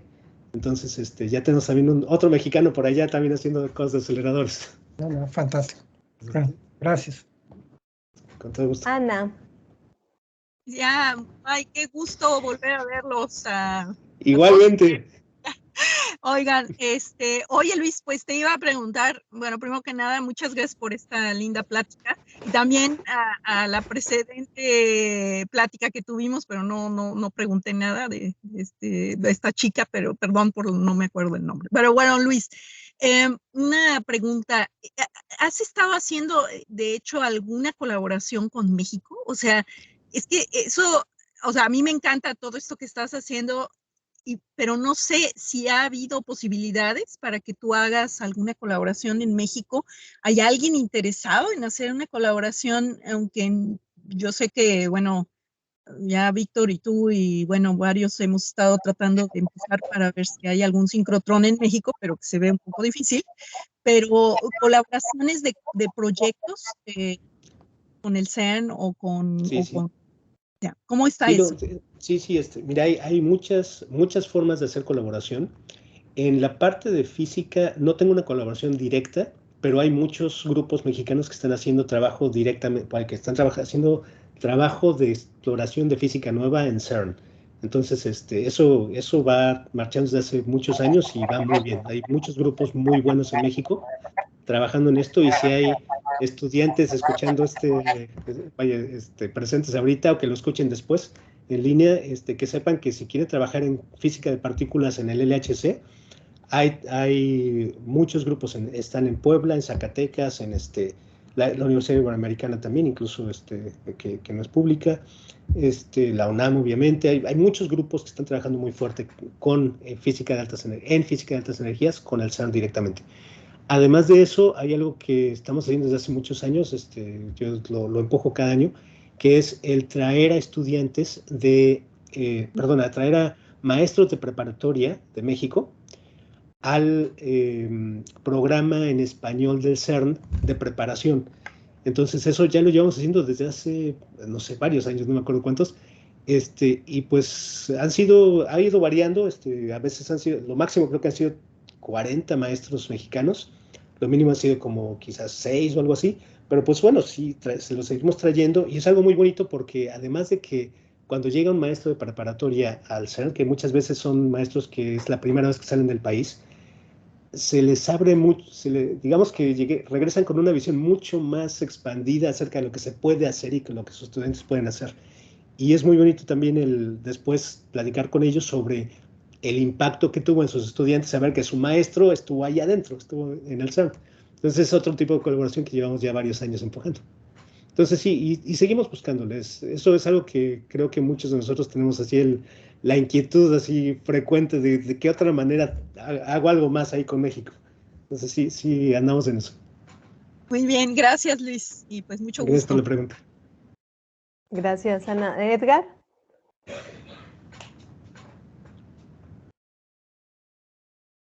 Gracias, Nayeli, pero creo que estaba relacionada con la pregunta de Ana. Perfecto, bueno. Entonces, seguimos, si no hay ningún inconveniente por ustedes, porque ya el tiempo que tenemos es muy limitado y también la presentación que sigue es súper interesante. Voy a presentar ahora al doctor Víctor del Río.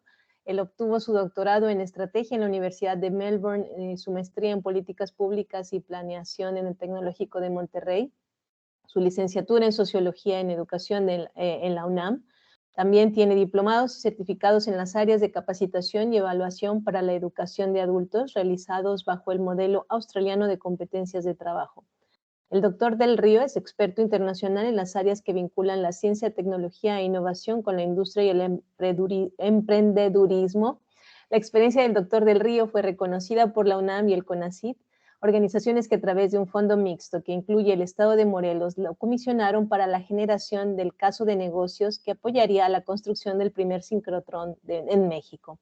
El sincrotrón, proyecto categorizado como de gran ciencia, ha sido calificado por los documentos de política en ciencia y tecnología de Estados Unidos y Europa como el instrumento innovador más importante de las últimas 5 décadas.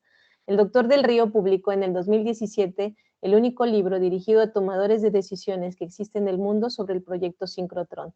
Del 2019 al 2022 fue el coordinador internacional del Comité de Estrategia y Científico del proyecto Sincrotrón Hidalgo y actualmente forma parte de un grupo internacional de científicos y estrategas que están promoviendo la construcción de 2 sincrotrones regionales, uno en el área de Latinoamérica, Caribe y uno en África. El doctor Del Río ha trabajado como constructor para el Banco Mundial en África y en el Medio Oriente, en proyectos de microempresas y educativos, y para la Corporación Andina de Fomento, en proyectos en Latinoamérica de educación vocacional y tecnológica basado en competencias de trabajo. Ha sido Senior Researcher Industrial Fellow de la Universidad de RMIT desde el 2016. Muchísimas gracias, Víctor, y te doy la palabra. Gracias por estar aquí con nosotros.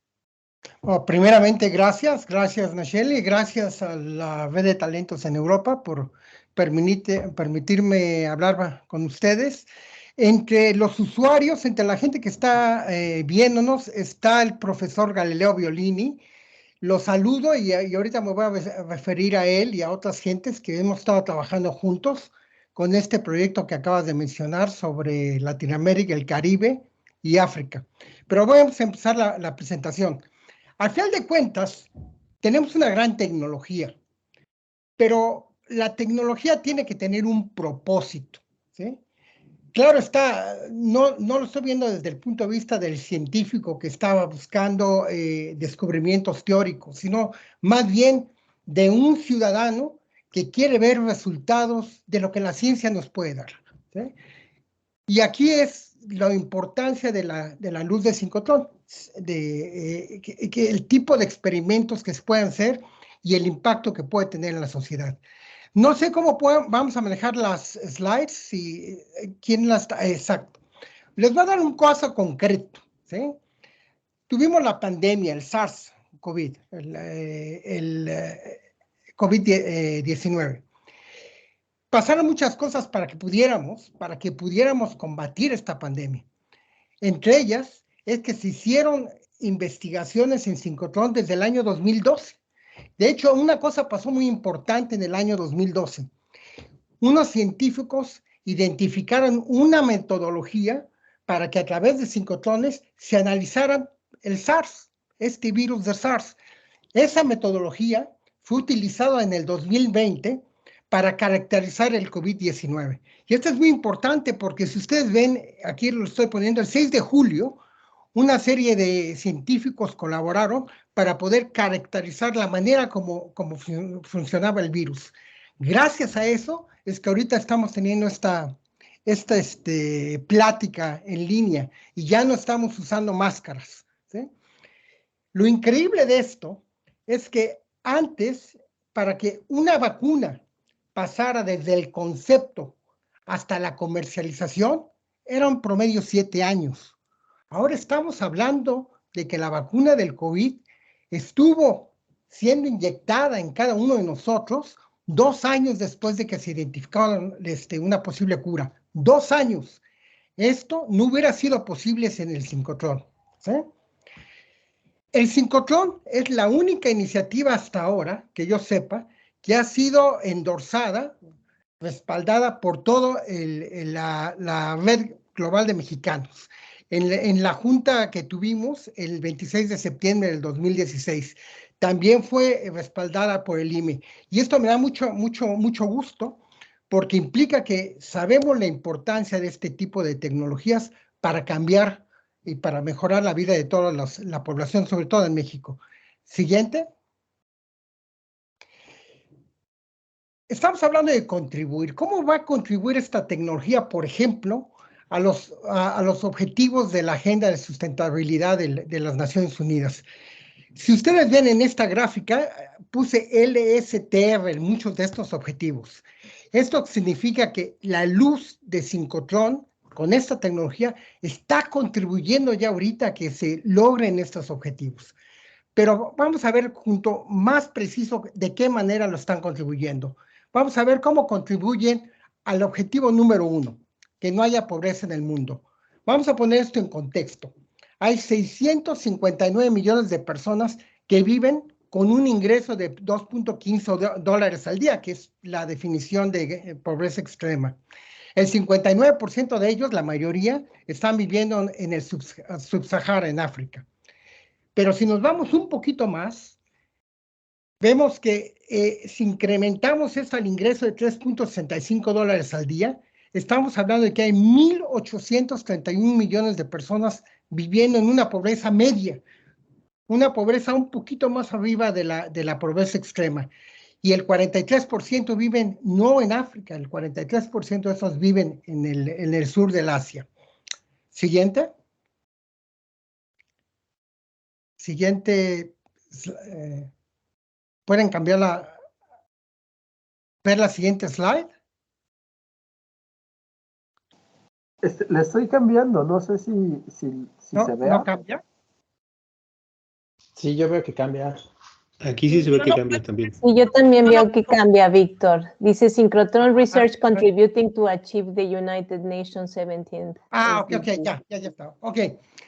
¿Cómo podemos lograr, usando esta tecnología, el poder resolver un problema como la pobreza extrema? Bueno, hay de dos maneras. Cuando una por el ingreso y una por el egreso. O sea, la manera como la gente gana dinero y la manera como la gente gasta ese dinero. De la manera de ingreso hay ciertas maneras. De hecho, se está haciendo en el África, en Sub-Sahara. De hecho, yo participé en un proyecto en el Banco Mundial en ese sentido. El poder darle acceso a la tecnología digital a la gente más pobre para que se pudieran comunicar.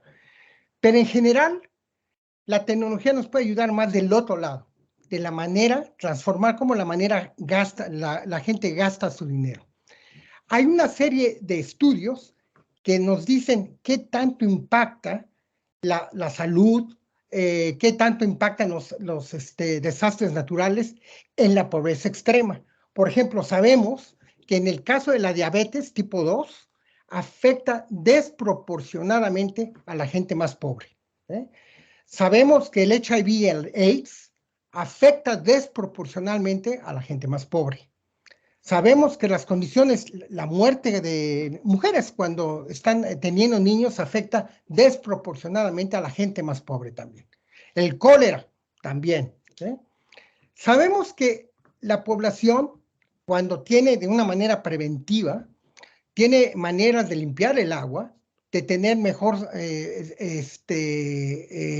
drenaje, de comer mejor, de tener casa, pues obviamente eso ayuda a que prevé para que no tengan este tipo de enfermedades a las cuales yo estoy mencionando anteriormente. Pero también los desastres naturales, muchos provocados por el cambio climático, afectan en particular a la gente más pobre. Las inundaciones, los fuegos, los temblores, la sequía, las erupciones volcánicas. Bueno, ¿qué está haciendo el sincrotrón para todo esto, en esta tecnología? A ver, siguiente. Bueno, aquí estamos viendo un sumario del número de investigaciones que se están llevando en sincrotrones en cada una de estas líneas.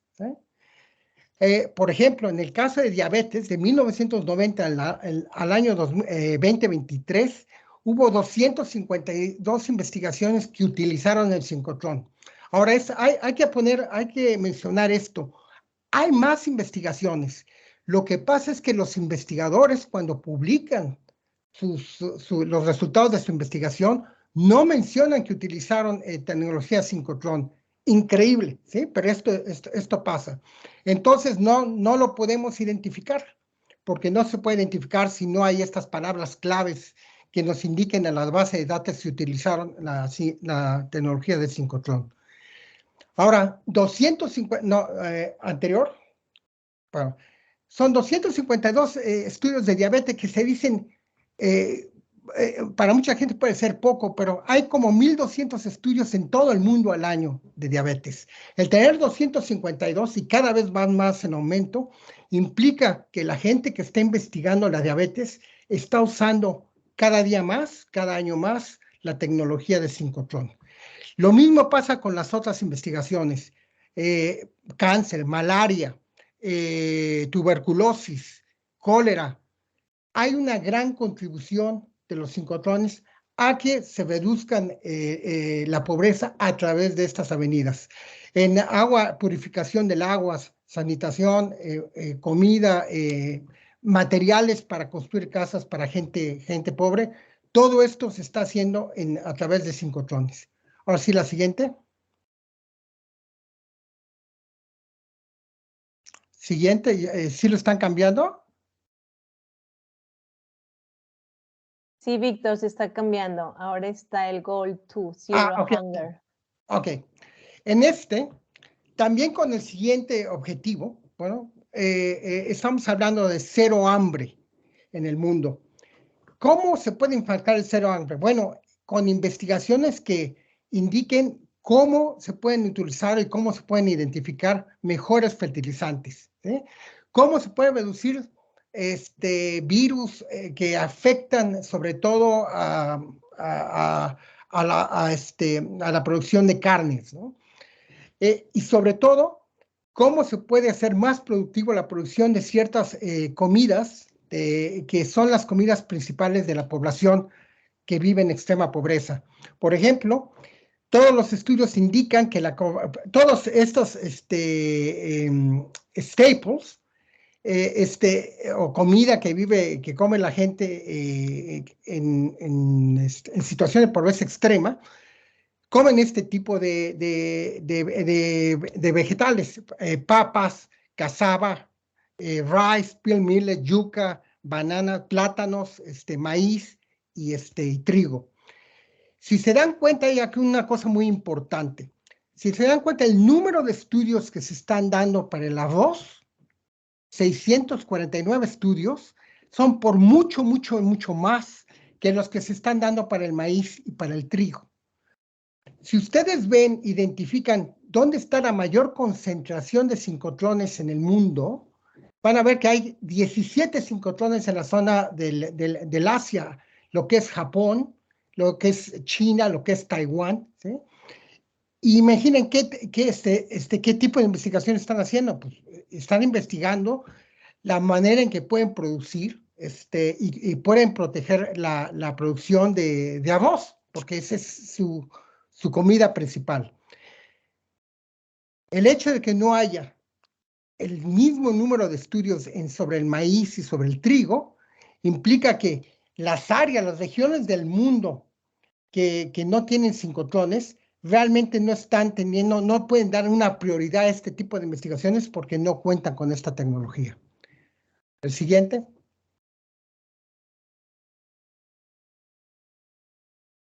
Sí, sí está cambiando, pero no lo veo.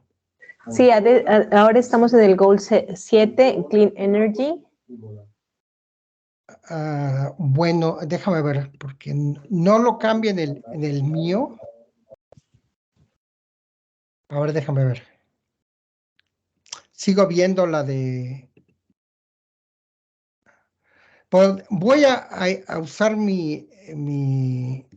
la mía para ver qué es lo que estoy viendo. Ok. Energía limpia, ¿no? El objetivo 7, ¿sí? Si ustedes se dan cuenta, ahorita lo que se está enfocando son básicamente en 4 áreas. La energía solar, el almacenamiento en baterías, el hidrógeno y el almacenamiento de carbón. Si se dan cuenta el gran número de artículos y de investigaciones que se están produciendo, sobre todo en relación al hidrógeno, al uso de hidrógeno como fuente de energía.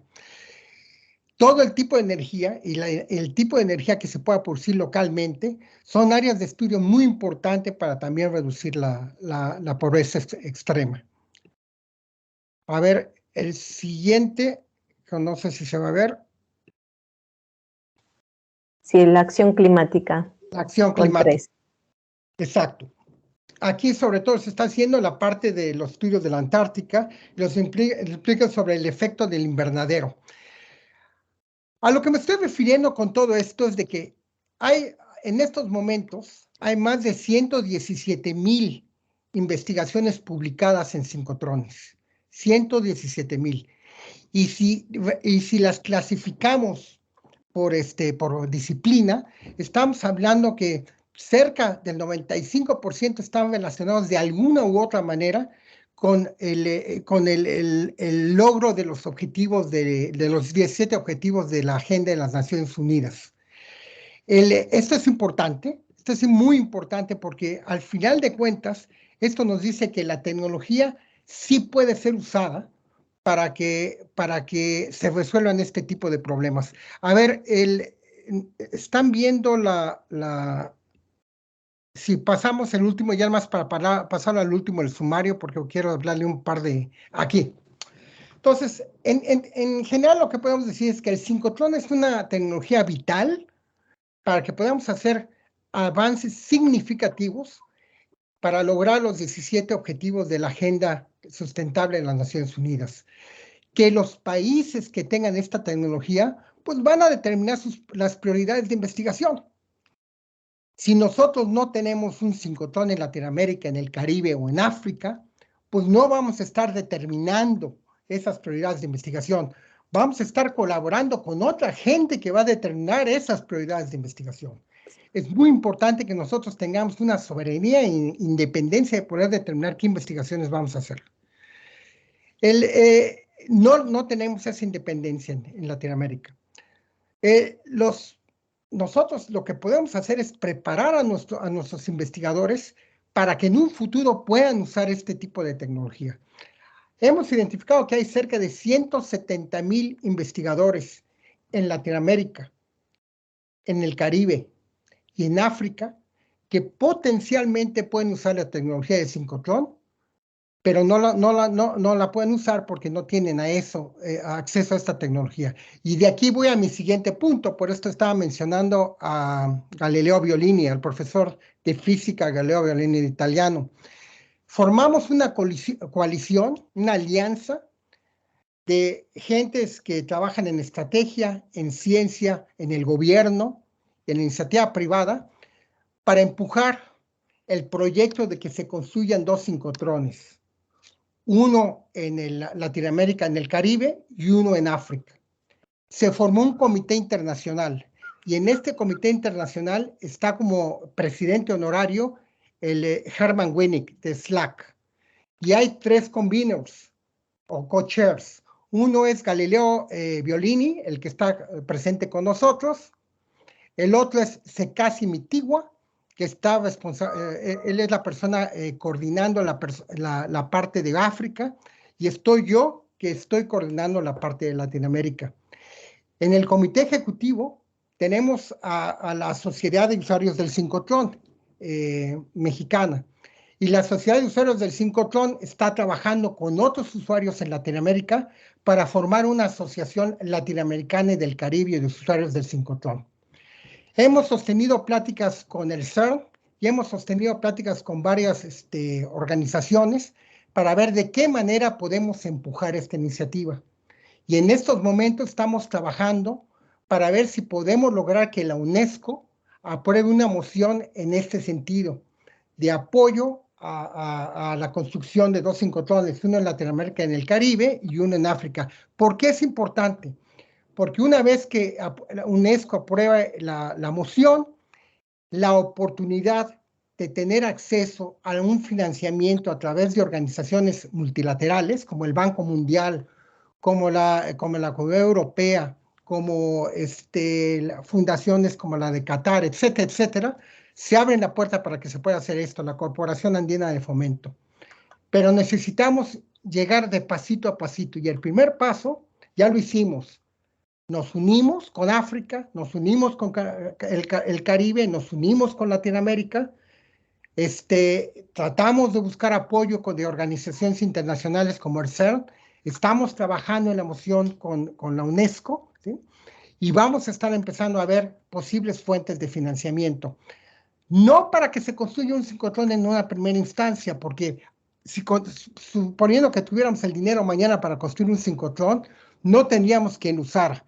Tenemos que capacitar por lo menos a 10,000 científicos en estas regiones que tengan la capacidad de operar, de mantener y de usar un ciclotrón, ¿sí? Entonces, el primer paso, y esto nos va a tomar 3 o 4 años, es tener esta capacidad humana, de capital humano que puede usar un ciclotrón. Lo segundo, ya empezar seriamente a construir líneas de investigación para tener acceso a hacer cierto tipo de investigaciones ya en los ciclotrones existentes. Y lo tercero es terminar con este sueño guajiro que muchos nos dicen, que nosotros terminemos con nuestro propio ciclotrón. Bueno, eso es a lo que quería platicar con ustedes. Gracias. Muchísimas gracias, Víctor. Entonces, abrimos la sesión a preguntas. Por favor, no tengo el nombre, dice usuario invitado. El profesor Galileo Violini. Si puede abrir el micrófono, por favor.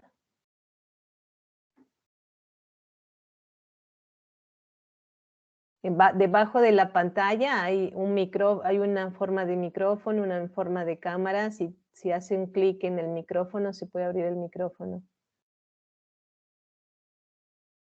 Bueno. Perfecto, de eso lo oímos. Buenos días a los que están amaneciendo, buenas noches a Víctor y buenas tardes a los demás. Bueno, en primer lugar quisiera felicitarlos por esta iniciativa. Me encantó ver la vitalidad de la red de ustedes, y esto me da lugar al primer comentario. Hace un par de años en Centroamérica hemos constituido la Red Centroamericana de Investigadores en Ciencias Naturales.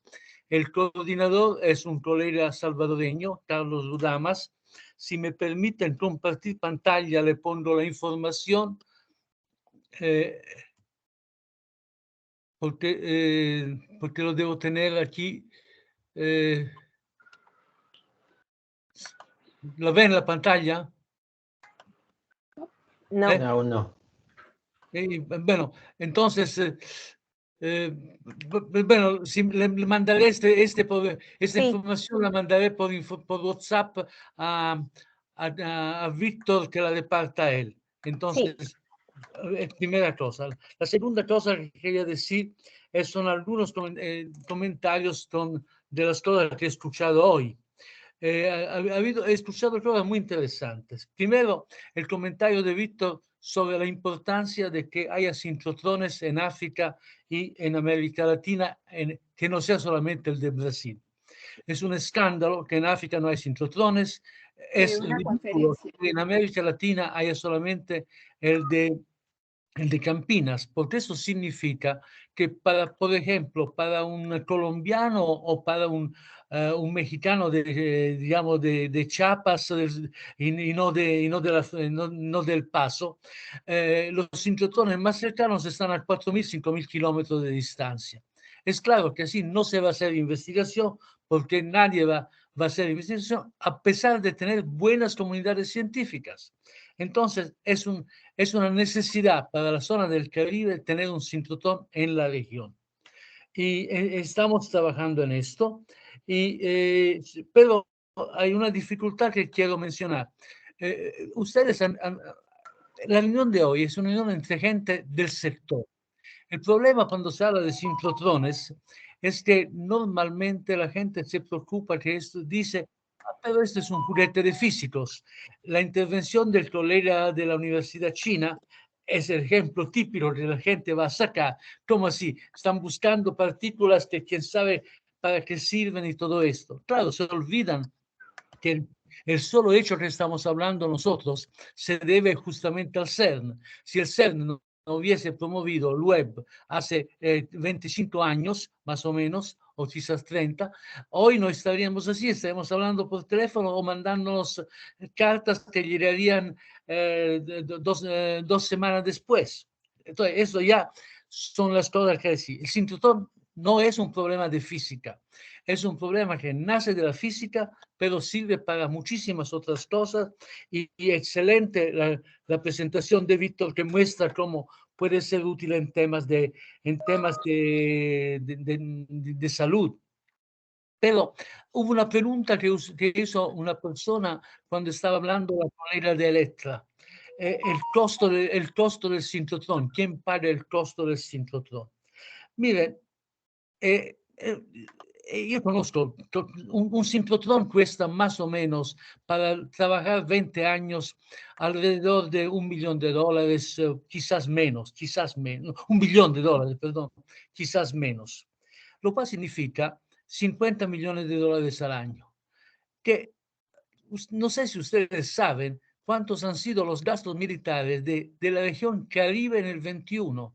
$20 billones, 22 más o menos, de los cuales entre México y Colombia 19, y Centroamérica $2 billones. Frente a estas cantidades, es difícil sacar $50 millones al año para hacer funcionar un sincrotrón.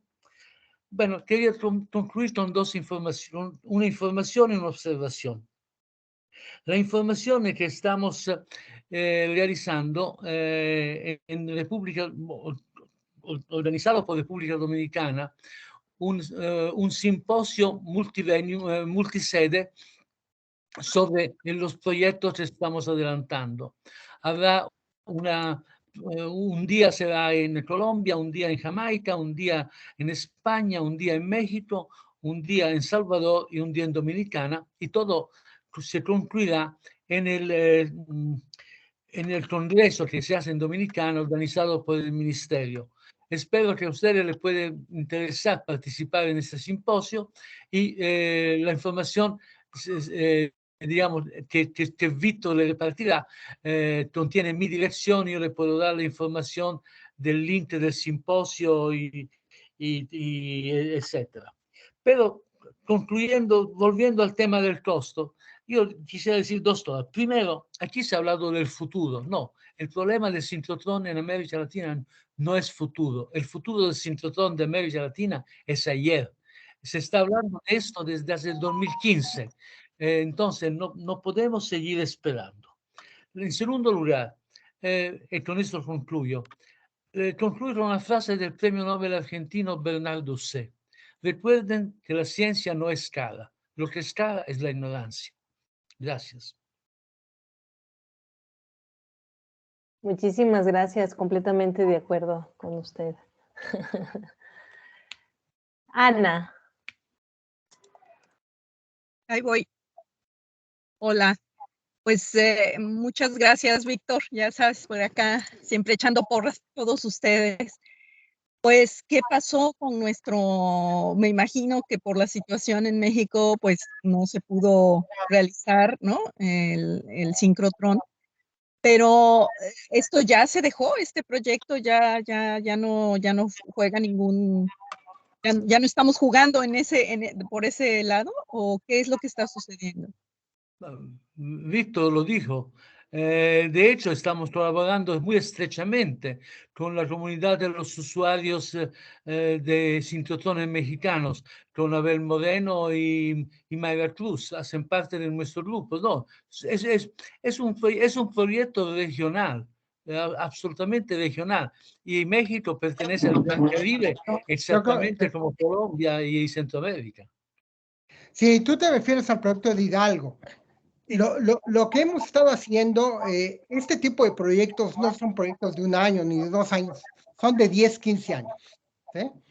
Entonces, lo que hemos estado haciendo es que cada vez que trabajamos con alguien, ya sea con el gobierno de Morelos o con el gobierno de Hidalgo, siempre hay avances. ¿Sí? Si tú me dices cuál es el proyecto, el avance del proyecto sincrotrón mexicano, ahora en relación al 2014, te voy a decir muchísimo. Pero si me preguntas entre ahora y cuando lo construyamos, todavía falta. Por ejemplo, ya tenemos una idea del concepto, del diseño que pueda tener, del concepto técnico. Ya hay una organización, ya se estableció una organización legal de cómo puede operarse un sincrotrón en México. Ya ha habido una masiva difusión en los medios de comunicación, más de 500 artículos, cuestiones de televisión, podcast relacionadas al sincrotrón. Los 2 o 3 websites que hay sobre el sincrotrón en México, que lo crearon desde Hidalgo y después se hizo en Morelos y después otro, tienen más de 15,000 personas que han visto la información. Yo creo que esto es masivo. Antes decían un sincrotrón con qué se come, ¿no? Ahora ya hay hasta chistes del sincrotrón en los medios de comunicación. Yo creo que eso es bueno. Ha habido grandes avances. ¿Nos falta por avanzar? Pues sí, nos falta por avanzar. A nivel federal, como tú sabes, tenemos no un medio ambiente que es fácil en cuestiones de ciencia. La nueva ley de ciencia y tecnología nos dice que hay varios temas que hay que resolver. Sin embargo, puedo decir sin darles nombres, que dentro del círculo de poder hay varias gentes muy interesadas en que se construya un sincrotrón, y estamos trabajando con esas gentes. Ahora, ¿cuándo se van a dar las condiciones políticas para que estas gentes se pronuncien? Bueno, ya lo vamos a ver, Pero sí se ha seguido trabajando con gentes de tomadores de decisiones para que en el medio plazo se pueda dar la posibilidad de que haya un sincrotrón en México. Ahora, mientras tanto, estamos trabajando con Galileo y estamos trabajando con Secasi, con Herman Winnick, con un ex vicepresidente de Guatemala, con gentes de primer nivel en todo el mundo, para que tratemos de manejar esta estrategia de conseguir la moción ante la UNESCO para que apoyen este sincrotrón en el Gran Caribe y en África. Ya en las próximas, si todo nos va bien, en las próximas semanas va a haber noticias, si todo nos va bien. Ya mandé el chat con toda la información que quería mandar. No lo hice como pantalla, pero como chat lo pude hacer. Muchas gracias, profesor. Gracias. Alex. Sí, ya nos queda poquísimo tiempo, entonces por eso voy rápido, perdón. Sacamos la foto, acuérdense antes de que Alex sacarnos la foto. Sí, nada más quería hacer un comentario, no sé si es como de abogado del diablo en este caso, ¿no? Y no creo que sea un aspecto que reemplace la idea del sincrotrón o el proyecto del sincrotrón, pero creo que es algo que debería de considerarse de manera paralela, y es el desarrollo de aceleradores más pequeños a nivel universidad que no tienen quizás un impacto tan grande directamente con la investigación que se pueda hacer fuera de la máquina, pero eventualmente, como dice Víctor, vas a requerir gente, técnicos, ingenieros, físicos que construyan, mantengan, operen esta máquina, ¿no? Entonces, ¿por qué no hay suficientes iniciativas para hacer proyectos más pequeños, para empezar a incrementar esta masa crítica, para que eventualmente podamos hablar de construir un laboratorio que tiene que ser un laboratorio federal, antes que nada? Es claro, o regional, como dice el profesor. Simplemente por el costo de operación y por la complejidad que lleva, es muy difícil que sea, nunca vas a ver un sincrotrón que esté manejado por una universidad, por ejemplo, ¿no? A eso es lo que me refiero. Si puedo, es un tema que lo que tú has puesto, que obviamente nos ha sido puesto muchísimas veces. Las respuestas son varias. En primer lugar, claro, uno puede pensar a Thomson Bechdel Scattering, por ejemplo, que puede hacer muchas cosas que también un sincrotrón puede hacer, pero los usuarios que pueden usarlo son menos. Esa es la primera respuesta. Segunda respuesta, el tiempo de construcción, si esto significa alejar el tiempo en que hay el sincrotrón, no es una cosa viable. Si eso significa hacer en paralelo iniciativa de esta naturaleza que complementan el sincrotrón sí es viable, pero en este caso yo me permito insistir sobre un punto que Víctor sabe que es uno de los puntos que yo insisto muchísimo. Si pensamos tener estructuras, aceleradores pequeños en muchos países, están sujetos también a los vaivenes de la política local y todo esto, pueden, como nacen, pueden morir cuando cambie el gobierno, etc. Entonces, la idea nuestra que estamos promoviendo es que se haga el sincrotrón. En paralelo, en otros países o en otras sedes, haya también aceleradores pequeños, pero como parte de una única estructura, que es el sincrotrón del Gran Caribe. Es decir, pensar que, digamos, ustedes lo saben, ya el cambio de gobierno que ha habido en México esta vez, o que ha habido en Colombia, ha mostrado que muchos de los proyectos de los anteriores son abandonados. El caso de Hidalgo es un caso típico. En Hidalgo el sincrotrón casi estaba hecho. En marzo pasado se hicieron las elecciones en Hidalgo, cambió el gobernador de Hidalgo y entonces el sincrotrón se volvió un proyecto de los otros. Estos proyectos deben tener entonces una, digamos, invarianza política absoluta y ser proyectos de Estado.